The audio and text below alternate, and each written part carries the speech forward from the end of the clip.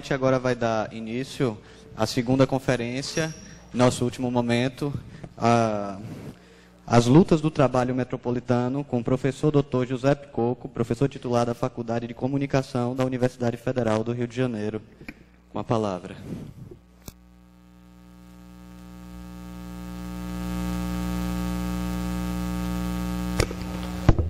Funciona. Então, queria começar agradecendo a professora Mariângela e a professora Ana pelo trabalho do seminário e dizer que a minha ideia é apresentar alguns pontos de reflexão sobre as jornadas de junho, como são chamadas, né? Vou aproveitar que não somos numerosíssimos, né, para falar, para tentar um pouco refletir sobre isso de maneira esquemática, começando a dizer que há digamos, em todas as cidades, né, se multiplicam os seminários, reuniões, discussões, né? Eu participei de muitas, né? Eu estava pensando agora que vou ter que começar a recusar algumas de falar disso, porque a gente acaba se repetindo um pouco, né? Mas, enfim, então, eu vou tentar sistematizar coisas que eu já falei, já escrevi, etc., para ver se depois tem também o tempo um pouco para o debate. Eu diria, em geral, que o movimento de junho, seus desdobramentos, esse que a gente chamou de levante da multidão, poderia ter uma definição, naturalmente, a partir do meu ponto de vista, do trabalho que eu estava fazendo antes de reflexão, né, sobre a inserção do Brasil na globalização, em particular nos últimos 10 anos, como que um levante do que eu chamaria de Mundo-Braz contra o Brasil maior. O Mundo-Braz seria um devir Brasil do mundo e um devir mundo do Brasil, ao passo que o Brasil maior, na realidade, é uma figura paradoxal da brasilianização do futuro. E essa brasilianização do futuro, na realidade, ela é uma europeanização. Aí vou ver se eu consigo voltar em torno dessa, digamos, dessa provocação, né? Do que seria esse Mundo-Braz que se levantou contra o Brasil maior. Mas antes disso, eu queria enfatizar que, se é verdade que ninguém previu, absolutamente ninguém, previu que esse movimento ia estourar daquele jeito, naqueles dias, naquele mês e nesse ano, então ninguém pode dizer eu sabia, eu estava dizendo, etc. Foi absolutamente intempestivo, irrepresentável e, digamos, uma explosão, um incêndio que tomou proporções sem precedentes por sua própria dinâmica interna. Ao mesmo tempo, é possível, sim, dizer que havia um trabalho da tendência, um trabalho de antecipação da tendência que a gente pode, digamos, mobilizar agora para dizer quem é que tinha instrumentos de análise, instrumentos conceituais para lidar, primeiro, com a composição do movimento e, segundo, com as reivindicações, quer dizer, para lidar com a forma e o conteúdo desse levante. E aí, eu diria que há três, eu naturalmente puxo a sardinha para o meu trabalho, né? Desde o início, vou explicitar isso, mas há três momentos que eu queria indicar como antecipação da tendência, como trabalho da tendência. Dois são bem conjunturais e um é mais estrutural. O primeiro é um artigo que eu escrevi no Le Monde Diplomatique Brasil, que saiu em maio, e, portanto, escrevi mais ou menos, eu propus esse artigo em março, né? Eu escrevi até o 20 de abril, né? E que tem como título Não Existe Amor no Brasil Maior. Então, esse artigo, ele era um acerto de contas que eu escrevi depois da eleição do Haddad em São Paulo e diante do que eu acho um esgotamento acelerado das experiências do governo do PT no nível federal e de maneira particularmente insuportável no Rio de Janeiro, mas tenho dúvidas que seja limitado ao Rio de Janeiro. Quer dizer, não sei como é que vai, por exemplo, o estado aqui da Bahia. Então, esse artigo, ele praticamente dizia: em São Paulo se constituiu esse grande consenso, essa apologia da vitória do novo prefeito, jovem, etc., em torno de uma visão fundamentalmente determinista, quase totalitária do consenso, né? O consenso do pós, junto com o consenso do neo. Ou seja, por um lado, o neodesenvolvimentismo, vou voltar sobre isso, pelo outro, e pós-TV, e pós-tudo, né? E dizendo que em torno dessas duas visões dialéticas, quer dizer, especulares, né, das transformações tecnológicas do capitalismo contemporâneo, ia se constituindo um consenso político de governamentalidade, de governabilidade e de governança absolutamente, tendencialmente totalitário, que não deixava espaço para o consenso. E o fim da picada para o dissenso, e o fim da picada para, digamos, desse fechamento dos governos do PT, no caso de São Paulo, era essa ideologia, essa transformação da ideologia da apologia do pós, né, na forma do existe amor em São Paulo. Eu dizia, o amor não é absolutamente algo que se decreta com um patrocínio, mas ele se constitui na luta, só existe na luta.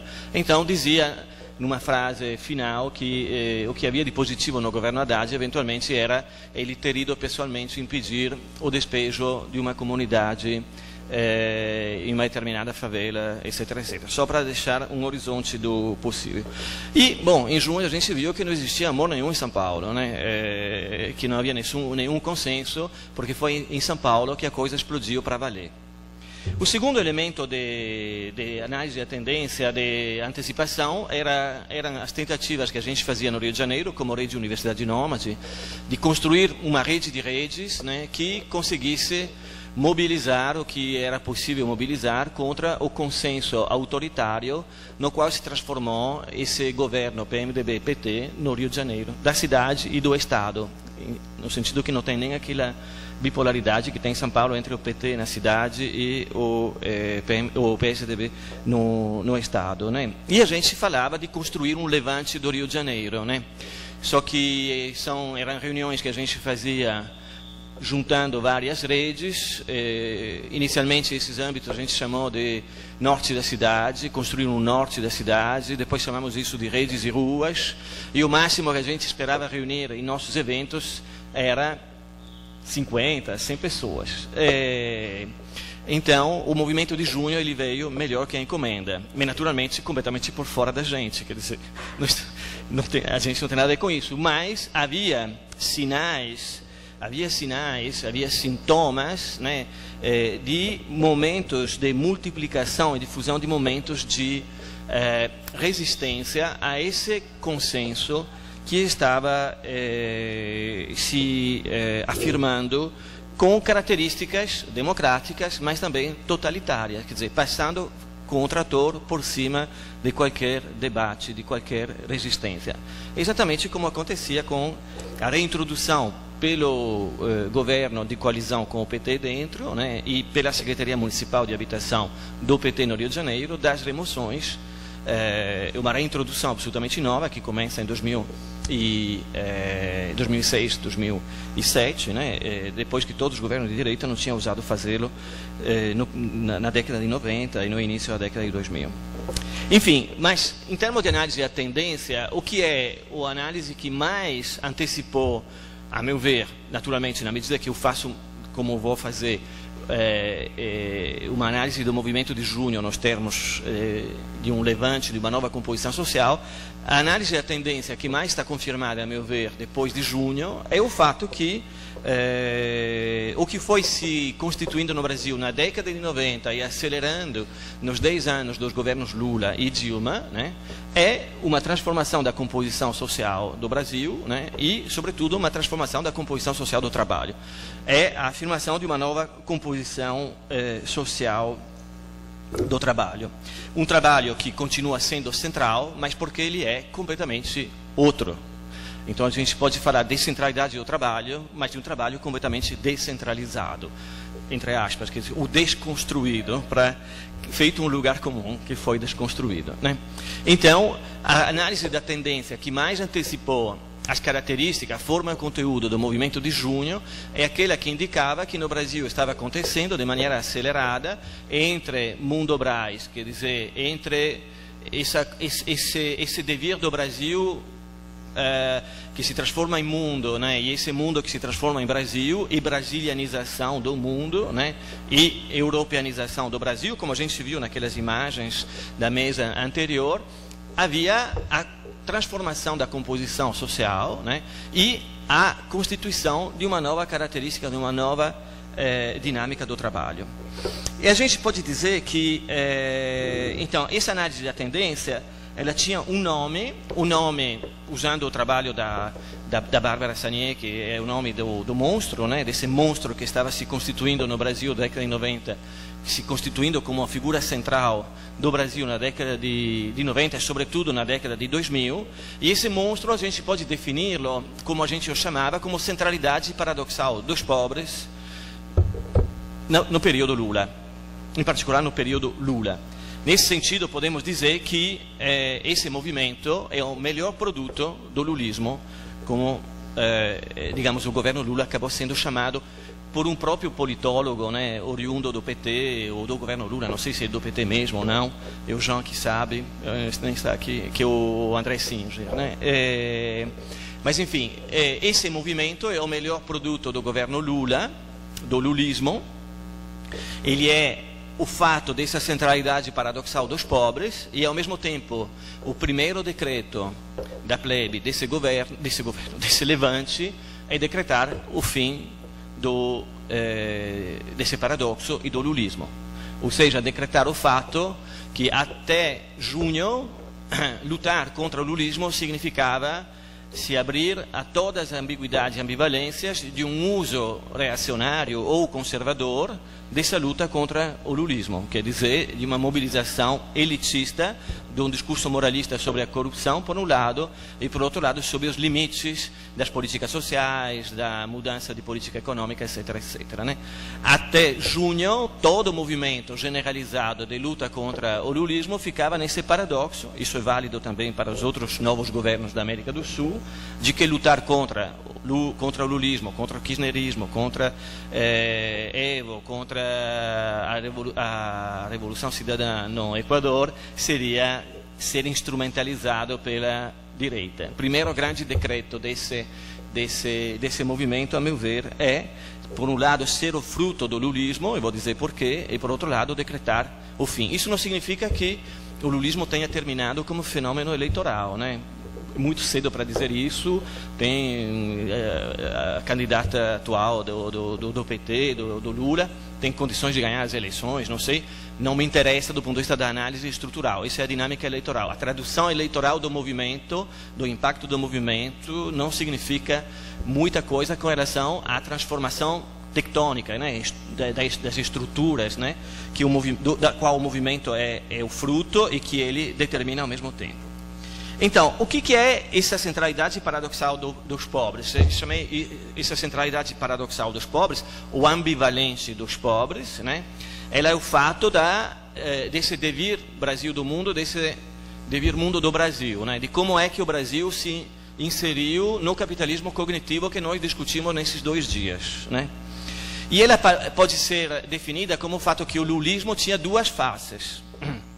Uma face estatal e uma face selvagem, né? Uma face estatal e uma face,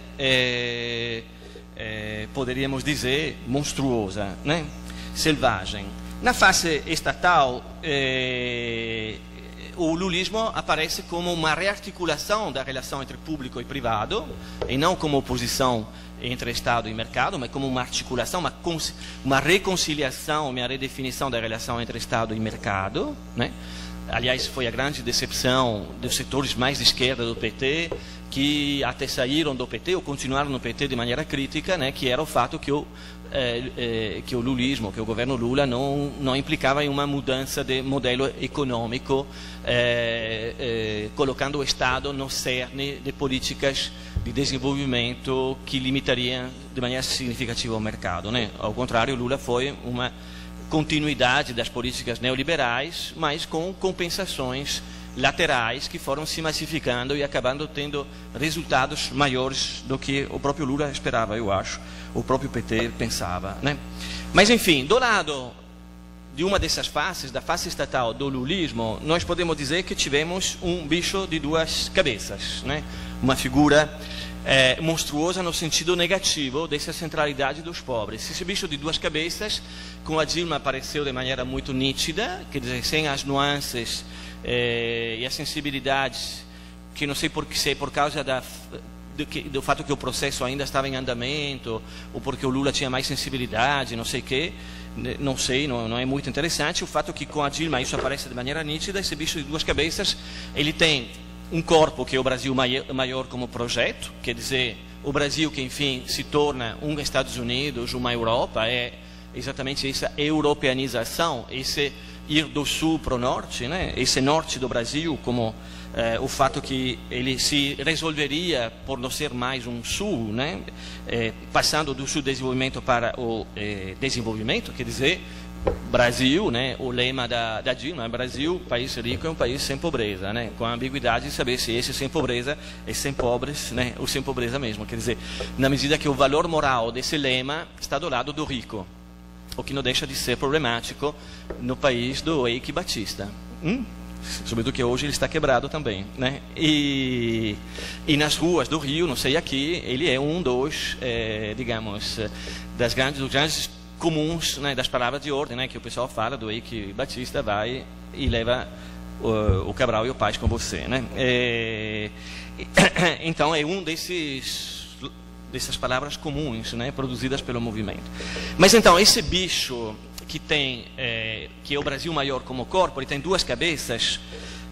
Ele tinha, e agora essas duas cabeças elas estão um pouco tontas, né?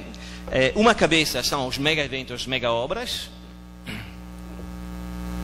juntas, para dizer que ontem ocuparam a sede da Odebrecht no Rio de Janeiro. Para vocês que são baianos, é interessante como indicação, né? Ela está ocupada por causa do Maracanã, né? Então, uma cabeça é mega obras, mega eventos e grande indústria, nesse pacto do qual falou o Paulo Henrique, que se tornou minoritário, né? Quer dizer, o pacto entre a grande indústria paulista, que fundamentalmente é uma indústria multinacional, que o pessoal fala como se ela fosse nacional, mas não existe hoje indústria. Uma das características do capitalismo cognitivo é que a indústria não é nacional, que é ilusório pensar que o grande capital, que o capital hoje tenha uma lógica nacional, né? Então, por um lado, mega eventos, mega obras, mega barragens, mega pontes, e pelo outro a grande indústria, né? E isso torna as cidades o que elas são no Brasil, né? As cidades no Brasil se tornaram nos últimos 10 anos insuportáveis, quer dizer, cheias de carros, sem transportes públicos e com um desenvolvimento urbano que as tornou ainda mais feias e horríveis do que eram, do ponto de vista da falta de planejamento. Só que antes, sobretudo as cidades do Nordeste, tinha características, né, de ter espaços de vida comuns, né, na falta de desenvolvimento e de autoprodução desse espaço. Esse desenvolvimento de champignon, né, em toda a cidade, Natal, Recife, Salvador, etc., tornou todas as cidades horríveis, né? E sobretudo onde não se circula mais e sem investimentos no transportes públicos, né? Por um lado, uma das cabeças é essa, e outra cabeça ela tem um nome neoliberal. Então, uma das cabeças é o neodesenvolvimentismo, que é esse daqui: grande indústria, grande obra, grande evento, né? E portanto é uma volta, exatamente, a gente poderia dizer, é uma volta do Lula enquanto Vargas, aquele livro organizado pelo Emir Sader e pelo Marco Aurélio Garcia no momento da eleição da Dilma, né? A outra cabeça é uma cabeça neoliberal, é o regime discursivo ultra-hegemônico, né? que é o discurso da emergência, da constituição de uma nova classe média. Esse discurso é desenvolvido por dois economistas neoliberais que estão no governo, que estão na base da política do Bolsa Família, o Ricardo Paes de Barros e o Marcelo Neri, da FGV. Agora, um virou presidente do IPEA e o outro trabalha na Secretaria de Assuntos Estratégicos da Presidência da República, que elabora coisas incríveis, por exemplo, sobre a questão dos migrantes, ou sobre a questão de como lidar com as favelas, pacificação. São leituras online que todo mundo pode fazer para ver como o ultra-neoliberalismo do Gary Becker, do Drucker, etc., é aplicado na formulação das diretrizes estratégicas do governo atual, do governo Dilma, né? E tem páginas primorosas sobre a pacificação no Rio de Janeiro, né? E as favelas, etc., que para quem trabalha com cidade, etc., se vocês não tiveram acesso, aconselho de ler, que é primoroso, né? Gary Becker puro, punição, droga, pacificação, é ótimo. Aliás, você reencontra ali dentro o que o Foucault analisava no Nascimento da Biopolítica e naquele dois cursos, Nascimento da Biopolítica e Segurança, Território e População. Então, esse bicho de duas cabeças, na verdade, é um bicho esquizofrênico no mau sentido, né? Bipolar. Por um lado, neodesenvolvimentista, pelo outro, a nova classe média, onde a mobilidade social criada pela distribuição de renda e a dinâmica macroeconômica do período Lula, né, ela é vista apenas como inclusão de setores de população até então excluídos dentro de novos patamares de consumo e dentro da expansão estatística do emprego, sabendo que a maioria desse emprego, desse pleno emprego, é emprego de serviços, né? Portanto, nós temos aqui um Brasil maior, né, que é mobilizado objetivamente, numa perspectiva completamente economicista, né, e que é homologado dentro dos valores desse processo de passagem do país rico, do país pobre para o país rico, né, da passagem do sul para o norte, da periferia para o centro. Então, a dimensão temporal desse Brasil maior com essas duas cabeças, né, é uma dimensão cronológica, linear, né, de passagem predefinida, determinista, objetiva, né, do sul para o norte. Acontece que, diante disso, há uma dinâmica subjetiva. Uma dinâmica subjetiva, em primeiro lugar, que a gente viu, sem a qual o capitalismo contemporâneo não consegue acumular.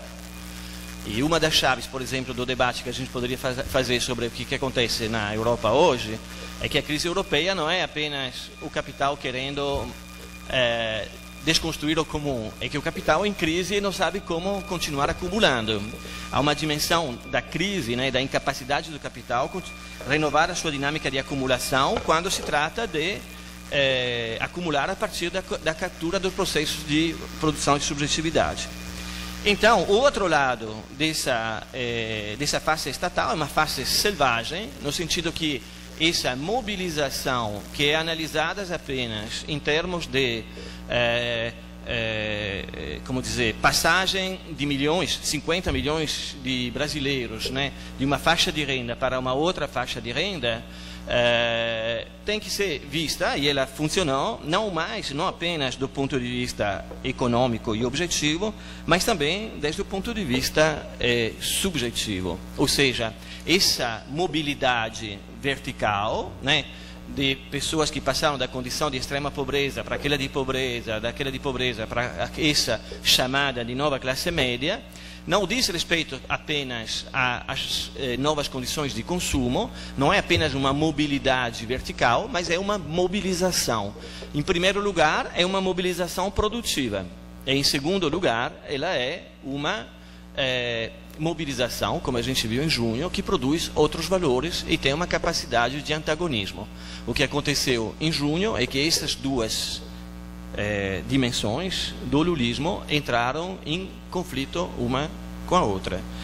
O levante é o levante da nova composição selvagem do trabalho metropolitano, a partir dessa mobilização subjetiva, que não é apenas uma mobilização interna, eu vou voltar sobre isso, a dinâmica da acumulação, mas é capaz de produzir uma outra dinâmica do tempo, um devir, não mais um cronos, não mais a cronologia do desenvolvimento predefinido, mas de produzir outros valores, de transmutar, para usar o filósofo, todos os valores, né? Produzir, portanto, não mais um tornar-se norte do Brasil, mas um devir do Brasil que implica uma relação de mestiçagem com o mundo, né? Uma relação de ida e volta, né? Então, a meu ver, o movimento de junho, como melhor produto do lulismo, decreta o fim do lulismo e, ao mesmo tempo, mostra que todo o antagonismo ele vem de dentro e não de fora. De dentro do lulismo e constitui o fora a partir do dentro. Ou seja, o que ao longo do lulismo a gente viu como oposição que dizia o ProUni é insuficiente porque não transforma toda a universidade em universidade estatal, como deveria ser, porque significa dar dinheiro à universidade particular. As cotas não resolvem porque o problema é o ensino básico e não adianta você transformar as condições de acesso ao ensino superior se você não transforma o ensino básico. O ReUni é um risco porque você vai criar as condições, pois que o financiamento depois é precário, o projeto não é aplicado, etc., que a universidade pública vire um escolão. Na realidade, esse movimento mostra que como dizer, essas políticas, não porque foram pensadas por isso, ao contrário, na cabeça do governo, essas são políticas de homologação dos pobres em novos consumidores para um capitalismo um pouco mais, com uma face um pouco mais humana, né? Mas que na realidade é dentro dessa dinâmica que você tem os outros efeitos de mobilização capazes de produzir por dentro uma transmutação dos valores. Eu digo aqui qualitativamente, não tenho estatísticas numéricas para poder dizer isso, que a composição social do movimento de junho, que foi um movimento nas grandes cidades, nas pequenas cidades e nas periferias, contrariamente ao que foi afirmado antes, né? Ele foi absolutamente difuso em todas, né? Atravessou o Brasil como um todo, como nunca aconteceu. Ele tem como composição social essa composição de pro-unistas, reunistas, como a greve dos professores federais do ano passado demonstrou. A grande novidade da greve, que foi uma antecipação, né, o primeiro período da greve das federais do ano passado, são os professores recém-concursados no ReUni, e que chegaram com uma dinâmica completamente nova, e também teve o movimento estudantil, que pela primeira vez, estou no Brasil há quase 20 anos, era a primeira vez que eu enxergava, podia assistir a um movimento de massa nas universidades, e não uma greve burocrática que funciona como um lockout, né? Quer dizer, o sindicato decreta greve com 30 professores em assembleia, para um universo de 3.300, a UFRJ, e o Consune transforma o calendário universitário. Bom, todo mundo é capaz de fazer essa greve, né? A greve do ano passado não foi isso, foi uma greve no primeiro período, de massa, seja no nível estudantil, seja no nível dos professores. E os professores que renovaram isso são aqueles recém-concursados, que levam exatamente essa mobilização, que não é apenas um concurso, mas também uma outra dinâmica da democracia, da produção, exatamente do valor. O que aconteceu em junho é isso amplificado à escala N ao cubo. O que foi, então, porque a gente pode dizer que o lulismo, que esse movimento é o produto do lulismo e o que a gente entende com essa mobilização, essa centralidade paradoxal dos pobres. A ideia de dizer o seguinte, que o capitalismo contemporâneo, ele tem uma nova composição do trabalho, como a gente discutiu nesses 2 dias, né? Ele é caracterizado por uma nova composição do trabalho, o trabalho imaterial, né? E que esse trabalho imaterial, ele implica o fato que o que se mobiliza para produzir valor, o que o capital precisa para produzir valor, né? É a alma do trabalhador. Não há alma sem corpo, né? Então, a mobilização da alma implica na centralidade do trabalho vivo, né? Portanto, não é absolutamente o trabalho imaterial não é o trabalho intelectual separado do trabalho manual, mas é a recomposição desses 2 momentos na figura da produção da subjetividade. Então, por um lado, Isso significa que o trabalho imaterial e a produção de subjetividade são o terreno hoje da valorização. Okay? Isso não significa desaparecimento do trabalho material. Isso significa que o trabalho material, inclusive aqui do pessoal que fazia barulho hoje, ele depende dos elementos imateriais, né? São os elementos imateriais, né, que valorizam a produção. Isso faz com que os ativos das empresas sejam cada vez mais intangíveis, né?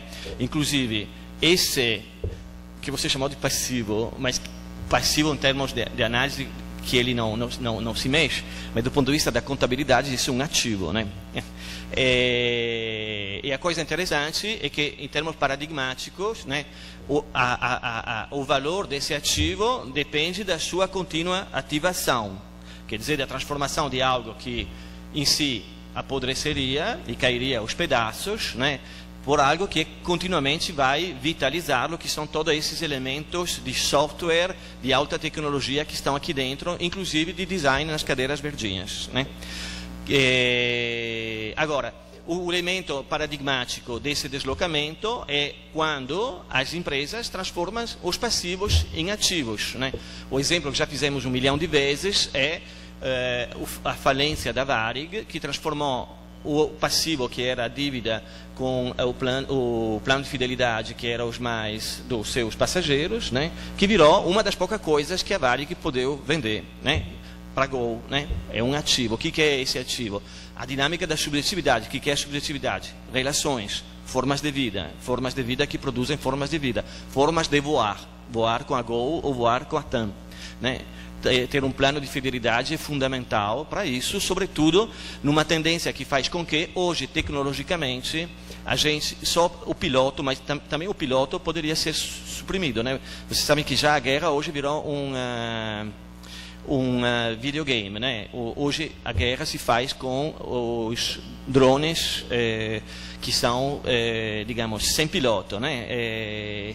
E hoje, quando a gente pega um avião, a gente compra a passagem pela internet, faz um check-in pela internet, e você pode ter um portal onde você passa, que reconhece o teu olho, e passa por dentro, inclusive passando pela fronteira, né? Na Europa já existe, né?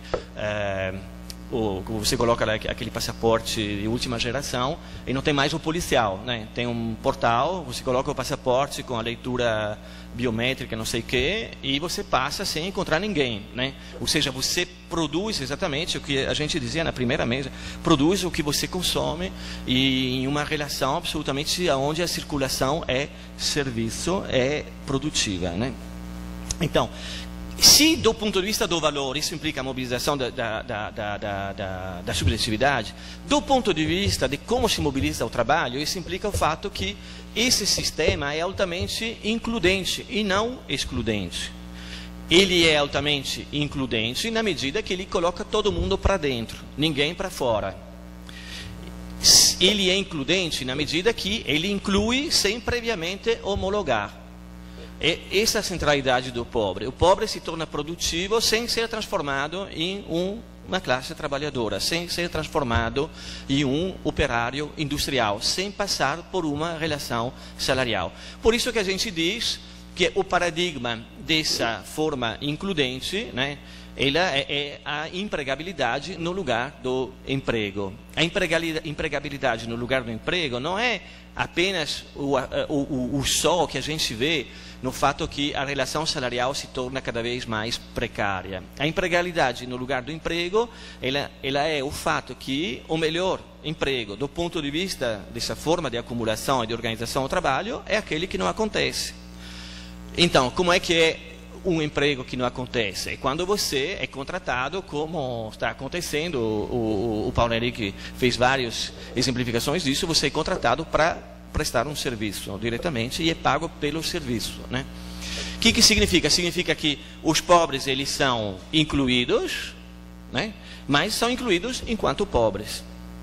Então, um lado disso é o fato que digamos, a modernização que devia permitir ao Brasil de se tornar feito à Europa, ela aparece na forma irônica de uma brasilianização do Brasil. O Brasil, que reproduz e reitera a informalidade e a precariedade das condições de trabalho e os níveis baixíssimos de proteção social, não porque é subdesenvolvido, mas porque se moderniza. Então, reproduz aqui, pela modernização, o que na Espanha está se reproduzindo por causa da crise do capitalismo. Aqui, isso aparece na forma de uma reclassificação, a nova classe média, e na Espanha aparece na forma de uma desclassificação. No meio, na figura intermediária dessa brasilianização do mundo, que é na realidade uma europeanização do Brasil como brasilianização, quer dizer, onde o Brasil vai reencontrar a precariedade, a falta de proteção social, essa relação ambígua entre emprego e desemprego, essa condição de pobreza que é ao mesmo tempo exclusão e inclusão, né? Ela vai se produzir não mais porque não tem crescimento, porque não tem modernização, mas pela própria dinâmica da modernização. E, portanto, o trabalho que é central, né, é porque ele é completamente outro. E a exploração, nesse caso, é uma exploração que passa diretamente pelos modos de mobilização dos pobres, segundo essas duas dimensões. Mobilizados e precarizados, por um lado, mobilizados porque precários, então o telefone celular vai no bolso de todo mundo, né? Sem previamente esperar que esse mundo se transforme de favelado em trabalhador industrial e que, portanto, tenha o salário que lhe permite de ter acesso a um telefone fixo como era antes, né? Todo mundo tem o telefone celular, por um lado, portanto, ele é mobilizado enquanto pobre, pelo outro, a potência produtiva do pobre, das suas relações sociais, é reconhecida. É a mesma coisa que acontecia antes com o trabalho assalariado. O trabalho assalariado, ele tem como elemento fundamental anterior a constituição da liberdade. Não é o capitalismo que engendra o trabalho assalariado, é a recusa da servidão e a luta contra a escravidão que obriga o capitalismo a lidar com a liberdade. Então, o trabalho assalariado é, por um lado, o reconhecimento dessa liberdade que não pode ser negada, a não ser reintroduzindo o trabalho escravo e seus conflitos, e, ao mesmo tempo, a transformação dessa liberdade como constituição em um lugar comum que pode ser desconstruído. Quer dizer, para falar de hoje, o que acontece na cidade, a transformação dessa liberdade em em um ativo que vai ser objeto da negociação. O que vende o proletário, que o homem livre que constituiu a sua liberdade e, ao mesmo tempo, não tem os meios de produção. Ele vende uma parte dessa liberdade, né? Ele vende provisoriamente e parcialmente essa liberdade. Então, por um lado, ele é subordinado, mas, ao mesmo tempo, essa liberdade é reconhecida, é a característica fundamental da relação salarial. O que Marx exatamente diz, a questão não é voltar ao sistema anterior, é ver como essa liberdade reaparece depois que ela foi negociada e integrada, como ela reaparece na forma da luta dos operários. Aliás, a principal forma de luta dos operários, o que ela era? A greve, não o trabalhar.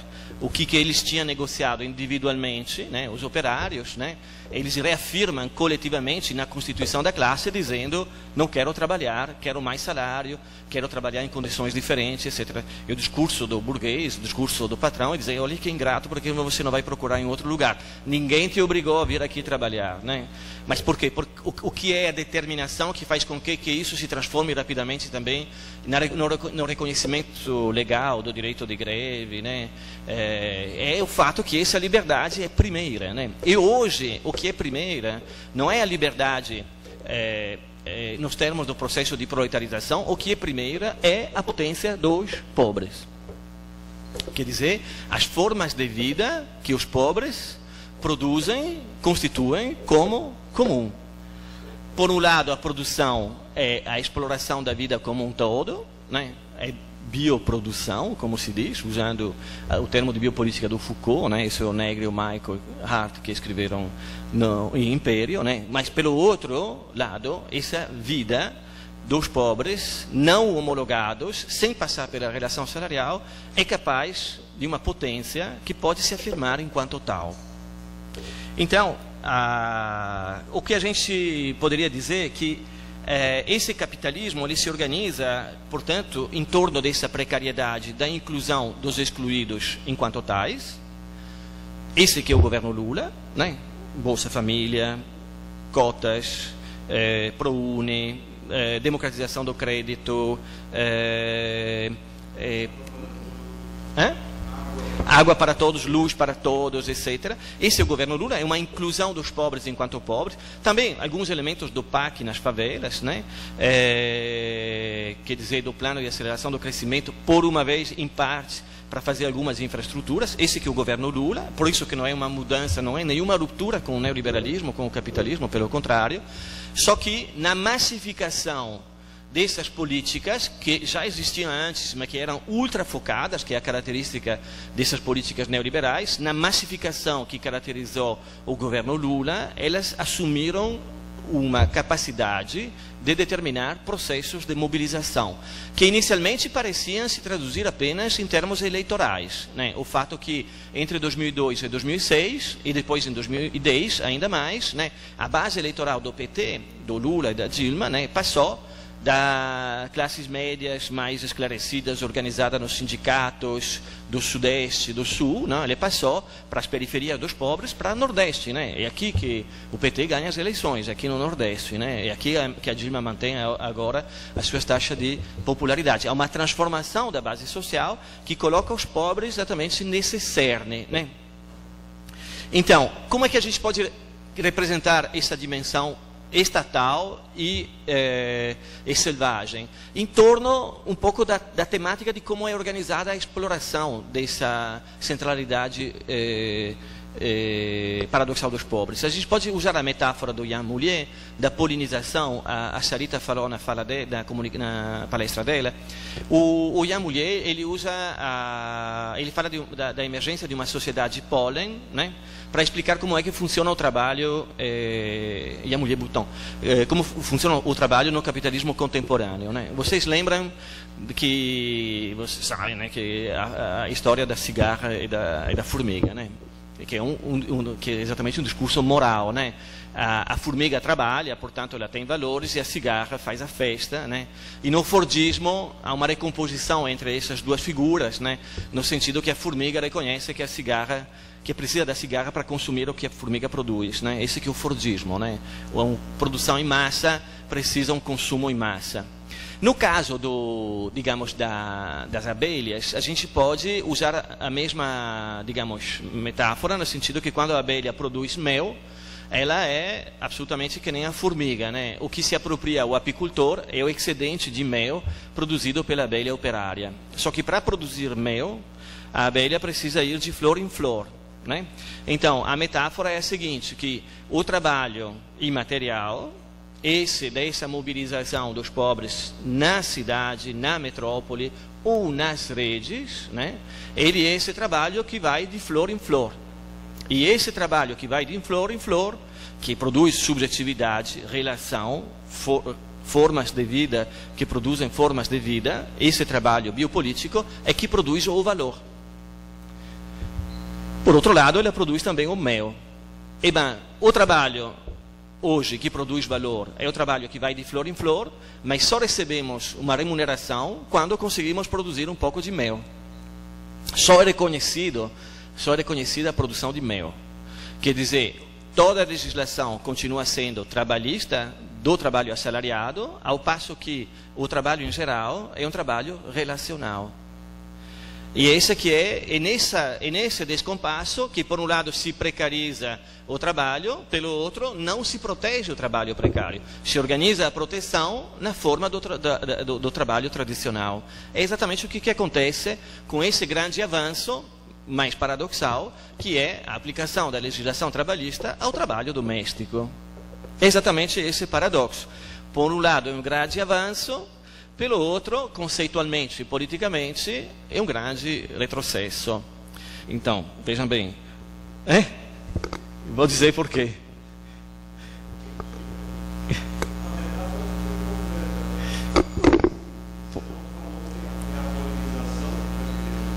Sim. Sim. Ir de flor em flor, a polinização é que cria o valor. Mas só é reconhecido quando você produz mel. Do ponto de vista da remuneração, não o valor.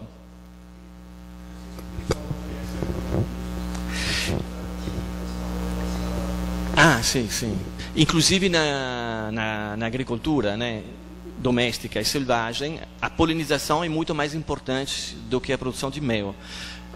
Aliás, quando o pessoal usa agrotóxico demais, que mata todas as abelhas, né, e são, sobretudo nos Estados Unidos, né, as colmeias são usadas não mais para produzir. Tem uma atividade econômica, que é um setor, que é a colmeia de transumância. Não mais, o apicultor não ganha mais a partir do fato que ele extrai o excedente de mel, mas que ele leva com o caminhão as suas colmeias em uma fazenda e deixa lá para as abelhas polinizarem, né, pois que aquelas naturais morreram, né, por causa do agrotóxico. Aí ele vai de fazenda em fazenda, que é uma atividade de transumância. Também na agricultura, a polinização tem um impacto muito maior, muito mais... Bom, Einstein dizia que o dia que não tem mais abelhas, os homens vão morrer, né, porque não vai ter mais frutos. Mas, enfim, voltando para a metáfora da... como se diz? Me perdi, você me interrompeu? O trabalho doméstico, o exemplo do trabalho doméstico, exatamente. O trabalho doméstico é um exemplo de um grande avanço no Brasil, né? A valorização do salário mínimo, né? Que é um pouco o indexador do trabalho doméstico, né? É um grande avanço porque era um setor que estava um setor do trabalho enorme no Brasil, né? Em particular nos domicílios, né? Completamente numa zona de sombra do ponto de vista dos direitos, né? E aí, o que se conseguiu fazer? Aplicar ao trabalho doméstico a proteção trabalhista, quer dizer, introduzir um horário de trabalho, um contrato de trabalho, eventualmente também um sindicato, né? Só que acontece que quando a gente passa da definição genérica trabalho doméstico para a realidade sociológica e subjetiva do trabalho doméstico, a gente sabe que o trabalhador doméstico é, em 95% dos casos, uma mulher, não é? E não é o trabalhador doméstico, mas é a trabalhadora doméstica, é a doméstica. E a gente sabe que a doméstica, ela trabalha na casa do empregador e na casa dela, com os filhos, o marido e todo mundo. Então você introduz o fato que, por um lado, você vai mensurar com um horário que é praticamente impossível o trabalho dentro da casa, porque a relação de serviço é uma relação totalmente subjetiva de prestação de serviço, e no Brasil a gente sabe muito bem o que isso implica de relações, que não são relações objetivas, mas são subjetivas, né? Que constituem toda a sociologia das relações de classe, de raça, né? De gênero, né? no Brasil, né? Sociologia e antropologia, né?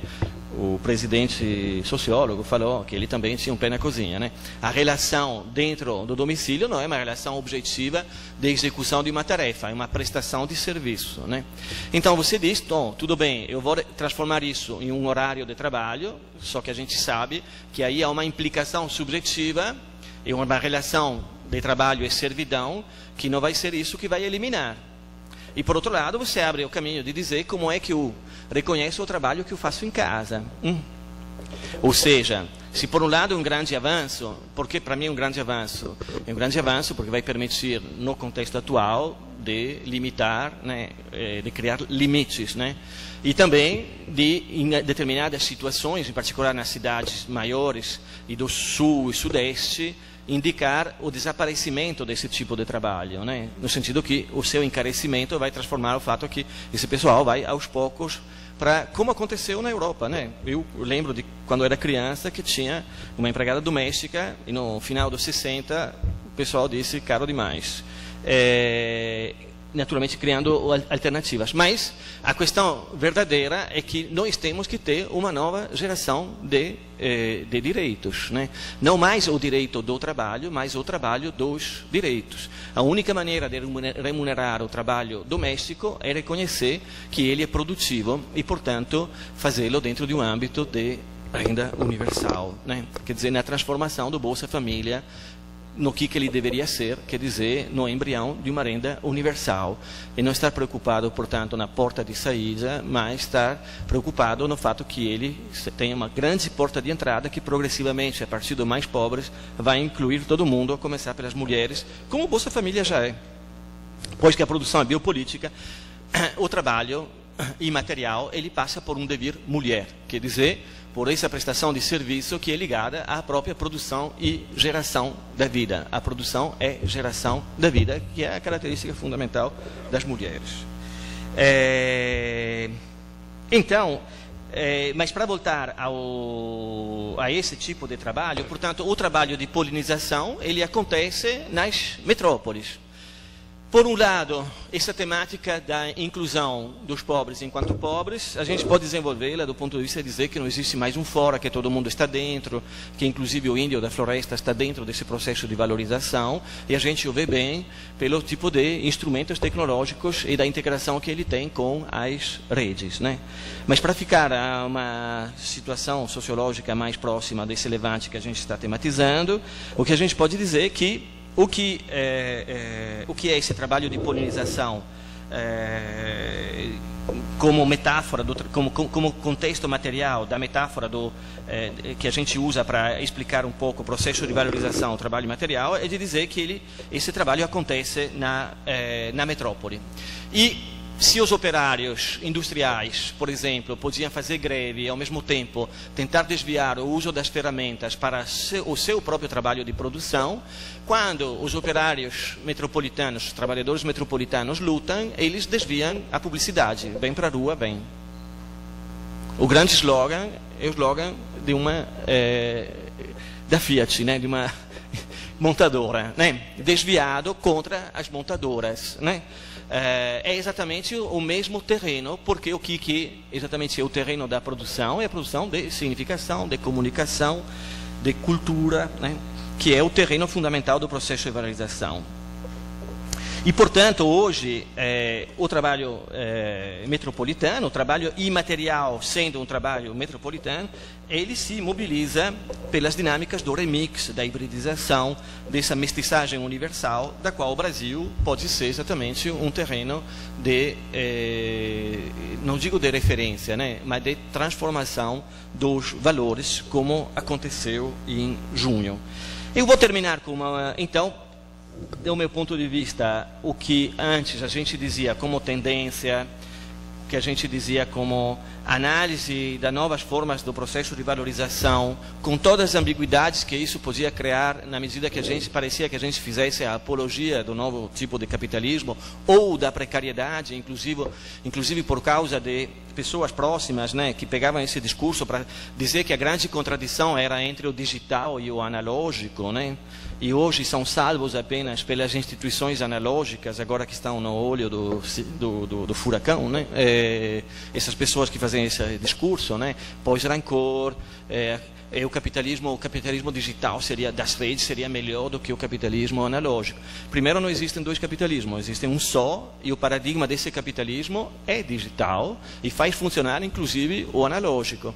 E esse capitalismo, ele se organiza em torno da ambiguidade que tem essa inclusão dos pobres enquanto tais, quer dizer, dos excluídos enquanto tais. Por um lado são incluídos, pelo outro lado não paga, né? O free do Facebook que a gente não paga é também o fato que o nosso trabalho o Facebook não paga, né? Esse free está organizado nessa dupla dimensão. Não por acaso, toda a temática do Creative Commons, das redes, é uma temática fundamental da produção da economia neoliberal, que aqui apareceu e acabou se afirmando como sendo libertária, inclusive com a experiência do Gil, que a gente tem que revisar um pouquinho, apesar da riqueza que teve, do MINC do período Lula. Então, para terminar, queria dizer mais uma coisa com relação a esse movimento. Terminando essa parte de dizer, antes era só análise da tendência com essas ambiguidades, porque a tendência aparecia mais como tendência capitalista e não nas formas de resistência. E hoje, a resistência que caracteriza a luta desse trabalho como resistência e persistência das formas de vida, nós a encontramos como um levante potentíssimo, o maior que teve no Brasil, desde que o Brasil existe. E, portanto, essa análise da tendência, ela pega uma potência expressiva, a meu ver, que é importante enfatizar. E vejam bem, a luta pelo 20 centavos, ela tem duas dimensões. Primeiro, é a mesma luta do Parque de Istambul, quer dizer, são as formas de vida que reafirmam e persistem como formas de vida comuns né, do outro lado dessa inclusão, e o lado potente, o lado selvagem dessa centralidade paradoxal dos pobres, né? Por outro lado, esses 20 centavos da polinização é pouco, mas é tudo, né? Exatamente como diziam os operários quando reivindicavam um aumento salarial na época fordista, ou quando o fazem algumas indústrias. Eu queria dizer mais uma coisa com relação a esse movimento. Não sei aqui em Salvador como é que foi, eu vi por cima, só vi um pouco quando estive em Fortaleza um documentário belíssimo que se chama Com Vandalismo, e vi e acompanhei um pouco São Paulo, mas sobretudo o Rio de Janeiro. Uma das outras características fundamentais desse movimento é que a relação entre a forma e o conteúdo na mobilização nesse levante, né, ela deu à política não apenas uma dimensão não representativa, mas também uma efetividade de uma grandíssima inteligência, que é uma das grandes inovações. E, quer dizer, não existiram manifestações desse movimento, nem pequenas nem grandes, que não fossem o teatro de uma destruição ou desconstrução da dimensão ritual da passeata. Quer dizer, toda a passeata que eu vi no Rio de Janeiro foi o terreno de uma prática real de inovação, inclusive com o uso da rua e da força. Esse uso da força foi estigmatizado pela mídia, na tentativa, aliás, de manipular esse movimento quando ele se tornou um movimento de grandíssimas multidões, 17 e 20 de junho, como vandalismo. E na tentativa de, como se faz sempre, dividir os maus dos bons, né? Os vândalos dos outros. Vândalos não, e os outros é o gigante, o ordeiro, etc, etc. Essa operação nunca funcionou.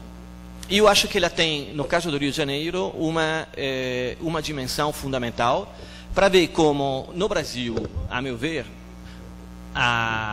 o desafio dessa centralidade, digamos, da constituição dessa face selvagem da centralidade dos pobres, que dessa face selvagem do lulismo, no sentido da constituição do comum, é o desafio da constituição da paz.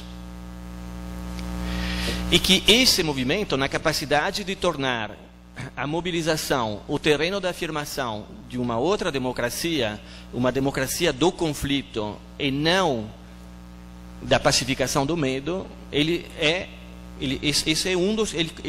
define um dos elementos fundamentais da sua inovação. A dimensão estética dessa afirmação política são os chifres que colocaram no portrait do general na Câmara dos Vereadores do Rio de Janeiro. Não sei se vocês viram. Antes da ocupação, que terminou, teve uma ocupação que durou quase 10 dias, né? Mas antes dessa teve uma primeira tentativa, com uma pequena manifestação de 2 a 3 mil pessoas na Assembleia Legislativa, e um grupo saiu ligado a essa, que se autodefine como Black Bloc, que circulam mascarados, né? E entraram na Câmara dos Vereadores do Rio de Janeiro. Eles foram expulsos de maneira bastante violenta, com o corredor polonês, levando um monte de porradas, e no final, aquele teaser, aquela pistola não letal que dá um choque elétrico, né? Então foi bem violento. E eles ficaram dentro meia hora, uma hora, não sei. E aí, no dia seguinte, apareceu no Globo, né, as imagens da depredação da Câmara dos Vereadores do Rio de Janeiro. Então, a depredação era, não sei, o pedestal de uma estátua, lá, quase nada, e um quadro de um general que levou 2 chifres com um traço bem nítido, né, de alguém que tem um sentido artístico, aqui, né. E então apareceu a obra de arte. Acontece que, primeiro, do ponto de vista da qualidade da obra, em italiano se diz que é uma crosta, né? Que é uma obra, enfim. E eventualmente esses chifres, né, fazem pensar um Picasso, né? Guernica. Pena que não tiveram mais tempo para completar a obra. Acontece que o general foi um dos massacradores de Canudo, né? E daqueles que foram derrotados, né? Ou seja, os chifres foram para cima do antepassado das polícias assassinas que asseguram essa paz do medo nas metrópoles brasileiras, em particular no Rio de Janeiro.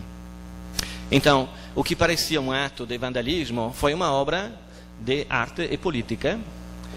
Todo mundo nas redes sociais passou a pedir que o IPHAN tombasse os chifres e que o portrait não fosse restaurado, mas essa brincadeira, além de desconstruir a tentativa de criminalização, ela tem um elemento fundamental porque ela se conecta diretamente com dois elementos fortes da continuidade do desdobramento do movimento no Rio de Janeiro, que é Cadê o Amarildo e a mobilização junto à comunidade da Maré, quando houve o massacre durante o movimento de 10 moradores que foram mortos pelo BOPE, inclusive degolados, né, com facas, né, sem que houvesse nenhuma medida, nesse caso, que eu conheça, que seja pública, de inquérito, etc. Que foi esse recado que o poder deu aos pobres para não se juntar de vez a essas mobilizações. O que acontece nas manifestações, com o uso, inclusive, dos critérios da autodefesa, por parte, inclusive, desses garotos que se autodefiniram como black blocs, que no caso do Rio de Janeiro são absolutamente uma dinâmica espontânea organizada em rede, né? É a capacidade de desmontar, desconstruir o uso da violência pelo Estado, porque eles, na realidade, têm uma capacidade de defender as manifestações, fazer com que as manifestações não respeitem os limites da ritualidade imposta pelo poder e, ao mesmo tempo, mantém essa capacidade de autodefesa em um nível de consenso que é de uma inteligência extrema, como no caso dessa produção estética dos chifres do general de Canudos, né, do massacrador de Canudos, e por outro lado na capacidade de manter o enfrentamento em um nível baixíssimo, por exemplo, queimando lixo e não carros, né, como em todos os enfrentamentos de rua se faz na Europa, né, ou de transformar a quebra de uma vitrine de uma loja no, digamos, na comparação entre os 10 moradores assassinados na Maré, na favela da Maré, e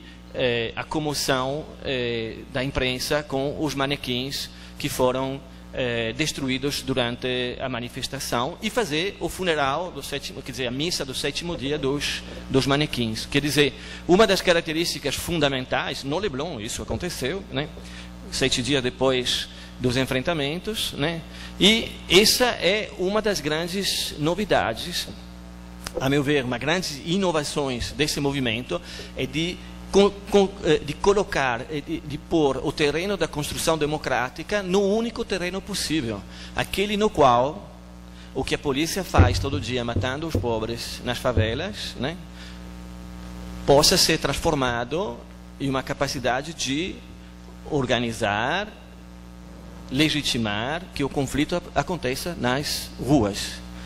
É uma grande inovação e ela deve a sua persistência à inteligência dessa multidão que é capaz de definir a liderança como um princípio totalmente interno ao processo da sua constituição.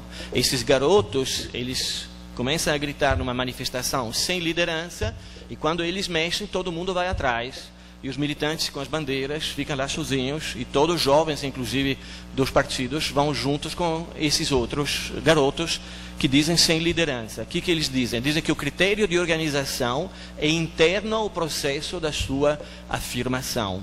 Não sei quanto isso vai durar, não sei se isso vai persistir nas dinâmicas de ocupação das câmaras, das assembleias, mas eu posso dizer que no Rio de Janeiro isso já se transformou, depois do primeiro decreto, que é o decreto geral do fim do lulismo, quer dizer, que é possível lutar pela esquerda, pelo aprofundamento da mudança contra o lulismo, né? Esse é o grande decreto, o primeiro decreto da multidão no Brasil, né?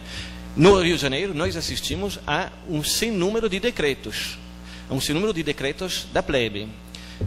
As grandes favelas, quer dizer, grandes remoções do governo Paz são uma após da outra declaradas como não mais removíveis pelo próprio prefeito, que está pedindo para saber o que ele pode decretar junto ao movimento.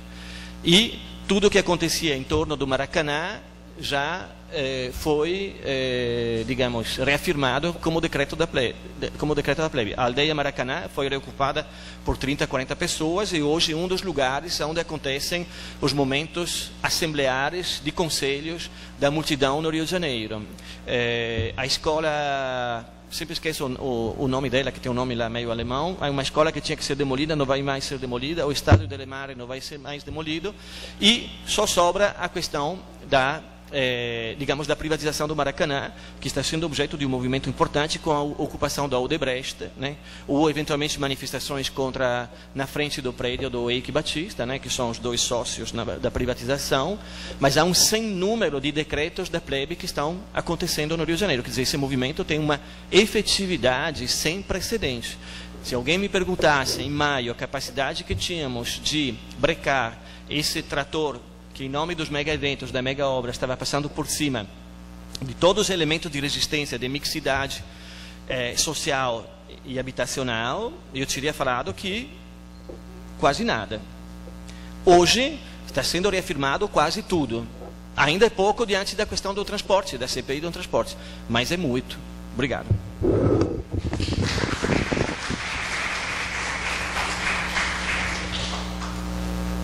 Falei demais, 1 hora.